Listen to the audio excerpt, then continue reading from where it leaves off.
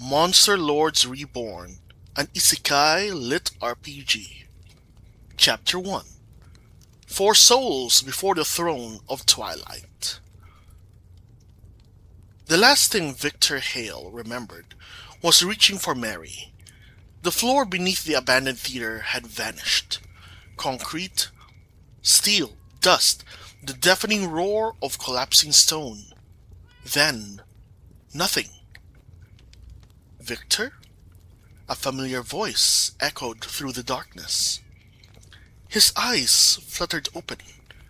Instead of shattered concrete, he found himself lying upon a polished floor of black marble veined with rivers of silver.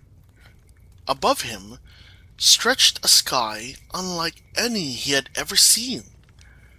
A sea of stars flowing like a living river, with no sun, no moon, only endless twilight. Mary? I'm here. She sat up beside him, rubbing her head. Nicholas groaned a few meters away. I think I broke something. Faye adjusted her glasses before looking around. No, you definitely didn't. Victor slowly stood. There wasn't a scratch on any of them. No bruises, no broken bones, no blood. Didn't we die?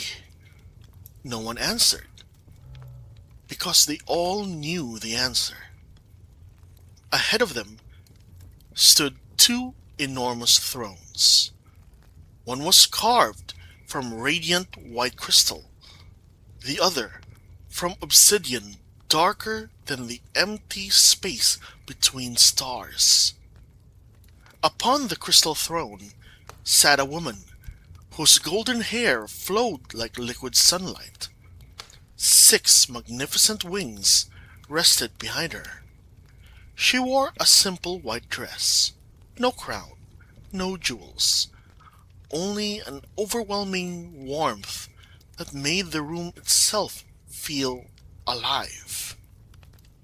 Beside her lounged a man dressed entirely in black.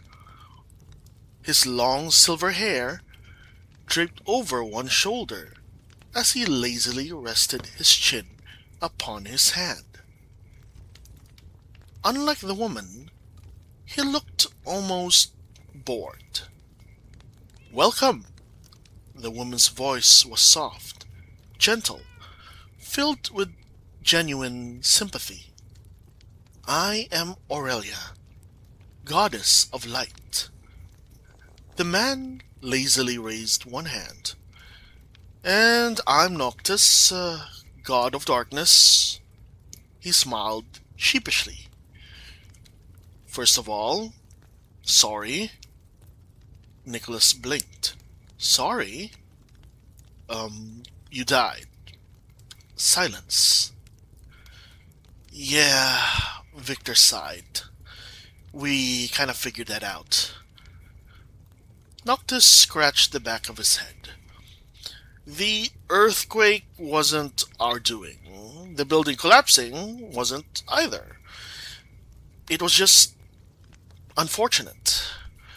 Aurelia lowered her head. We wished to greet you personally. You were not meant to suffer. Mary smiled faintly. It wasn't your fault.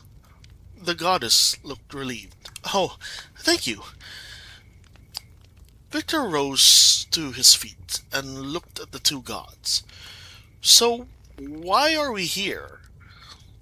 Neither deity answered immediately. Instead, the god of darkness raised a hand. A wave of light spread across the hall. The stars above transformed into a living map. An entire world floated before Victor and his friends. The goddess spoke first. Before we explain why you were summoned here, you must first understand the world whose fate now hangs in the balance. Two continents, one bathed in the warm sunlight, the other covered in ancient forests, mountains, and untamed wilderness. This, Aurelia explained, is the world of Erendor. For countless ages, the radiant and umbral continents existed in balance.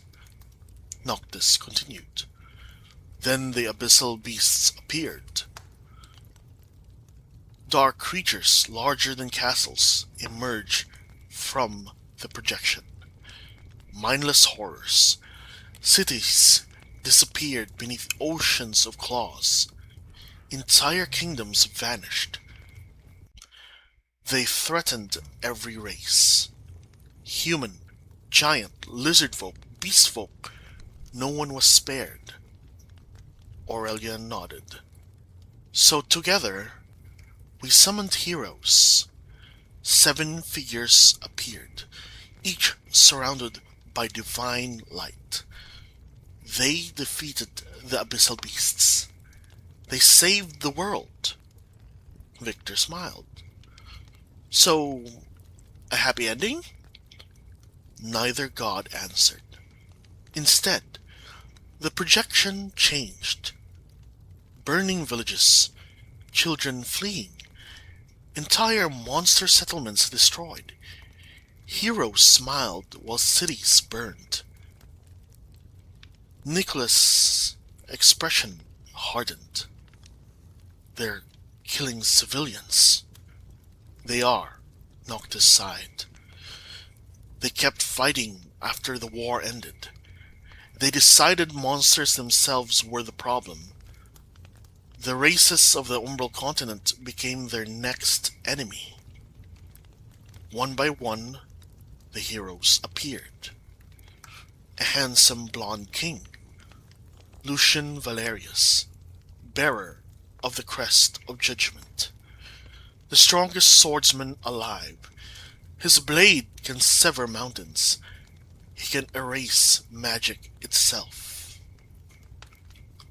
A beautiful silver-haired woman, Seraphine Solis, bearer of the crest of purity. She heals entire armies. Yet anything she judges impure simply vanishes beneath divine light.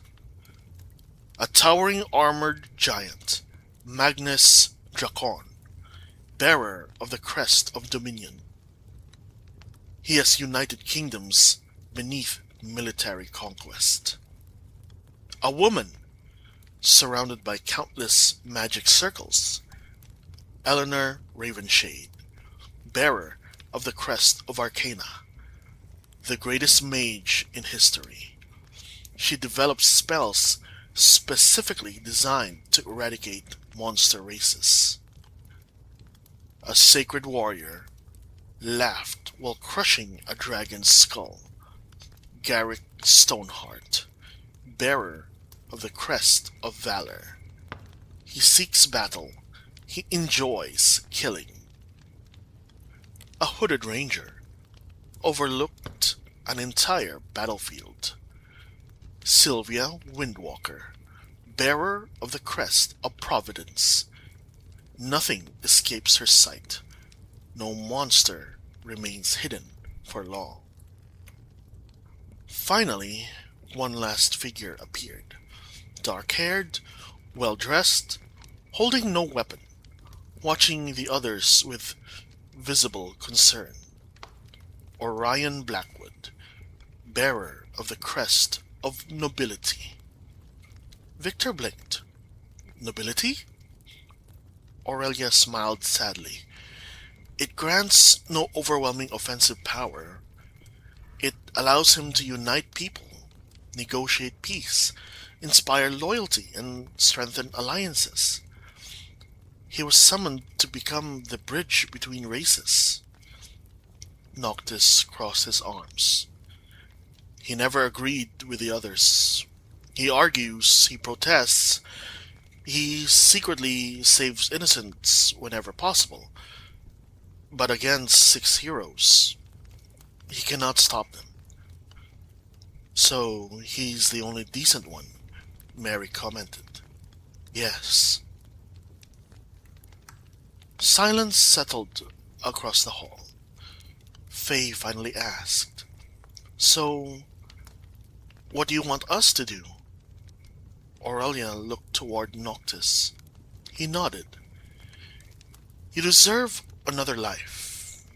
You may refuse, and if you do, you will move peacefully into the next. But if you accept, you shall become the new rulers of the Umbral continent. Victor frowned. Kings? Noctis smiled. Demon lords. Nicholas immediately burst into laughter. Mary covered her mouth. Seriously? Aurelia nodded.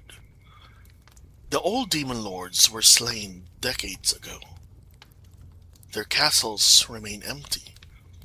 The monsters have no leaders, no hope, no future. We ask you to restore the balance. The four exchanged glances. Then Nicholas grinned. Can we choose what kind? The gods blinked. What? Demon Lord. Victor stepped forward. If we're doing this, we'd like to choose. Aurelia smiled. Very well. What powers would you desire? The four friends immediately huddled together. The two gods watched them with quiet curiosity, unaware that the friends shared an unusual hobby. On Earth, they were members of the Monster Appreciation Society. Despite its grandiose name, the club had no academic purpose whatsoever. Its members spent their time binge-watching monster movies, debating obscure creature lore, collecting memorabilia, and enthusiastically arguing over which monsters would win in a hypothetical battle. If there was one subject they knew better than anyone else, it was monsters. The gods politely looked away. Whispering followed. Obviously, has to be. No question. Agreed. A minute later, Victor stepped forward. I would like to become Frankenstein's monster. Silence. Noctis tilted his head. Who's Frankenstein? Victor froze. Right. Another world thing. Mary smiled. I want to become a vampire queen. Aurelia frowned. Vampire? Nicholas raised his hand enthusiastically. Werewolf. Werewolf? Faye adjusted her glasses. I'll become the Witch Matron. A witch? The two gods stared blankly. Neither recognized a single name. The four students looked at one another. Seriously? They don't exist? No, Noctis shrugged. We've created dragons, giants, phoenixes, hydras, but he looked towards Aurelia. What's a vampire? Mary suddenly laughed. You've got to be kidding. Victor smiled. May we show you? Aurelia hesitated. Show us? Our memories. The goddess blinked. With your permission? Yes, the four nodded. You have it. Aurelia gently touched each of their foreheads. The Hall of Twilight disappeared. The gods found themselves witnessing decades of human imagination. ancient gothic novels, black and white horror films, modern monster movies, television dramas, games, comics, animated films, legends, thousands upon thousands of interpretations, immortal nobles drinking blood, moonlit beasts struggling between man and instinct, wise women wielding forbidden magic, a lonely creature stitched together from countless bodies, yearning only to be accepted. The visions continued. Then came the horror movies, chainsaw massacres, possessed dolls, ghosts crawling from televisions, monstrous parasites, zombie apocalypses, cosmic horrors, psychological nightmares, and Noctis stared blankly. He slowly turned towards the four. "What is wrong with your world?" Mary coughed awkwardly. "It's entertainment." "Entertainment?" Victor nodded. "People enjoy being scared." Aurelia looked horrified. "You pay to experience fear?" Nicholas scratched his cheek. "Pretty much," Faye added calmly. "It helps people confront fear in a safe environment." The two gods exchanged a long look. Noctis sighed. "Mortals are far stranger than I imagined." Aurelia nodded slowly. "Agreed." After several moments, the goddess smiled. "I understand now." She raised her hands. Four ancient symbols of black and silver light formed above the hall. "These races do not exist in Erendor. They have never existed. But neither do they violate the laws of creation. I can weave them into reality." Noctis's divine power wrapped around hers. "Not as monsters, born from hatred, but as entirely new races." The first crest resembled a crimson crown, surrounded by wings. The crest of the Blood Queen, the first sovereign of the vampires, the origin of all bloodlines. Mary felt it resonate with her very soul. A silver wolf howled within the second crest, the crest of the Beast Lord, the first Alpha, father of all werewolves. Nicholas grinned from ear to ear. A black tree surrounded by glowing runes formed the third, the crest of the Witch Matron, the first coven, the beginning of all witchcraft. Faye smiled quietly. Perfect. The final crest was unlike the others, a burning heart surrounded by gears, lightning and stitched flesh. It pulsed with the fire of creation itself. Noctis looked toward Victor. "You called him Frankenstein. We call this the crest of the Promethean, the flame that defies death, the power to create life where none should exist." Victor's eyes widened. "I love it." The four crests floated before their chosen bearers. Aurelia spoke one final warning. "Know this. The strength of a monster lord, in your case, does not come from slaying enemies." The image of four ruined castles appeared. "Your power is tied to your dominion." Each castle lit up as villages appeared around them. The more monsters willingly gather beneath your banner, the stronger you become. Fields flourished, walls rose, markets bustled. The greater your territory, the greater your authority, the happier and more prosperous your people. The more power, your crest will produce. Victor watched as magical energy flowed from every home towards the castle at its center. So, our kingdom itself strengthens us. Noctis grinned. Exactly. You are not adventurers. You are rulers. Conquer if you must. Negotiate when you can.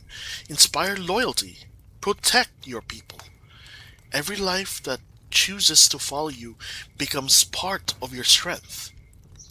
He looked each of them in the eyes. If you wish to defeat heroes capable of splitting mountains, you must first build nations capable of standing against them.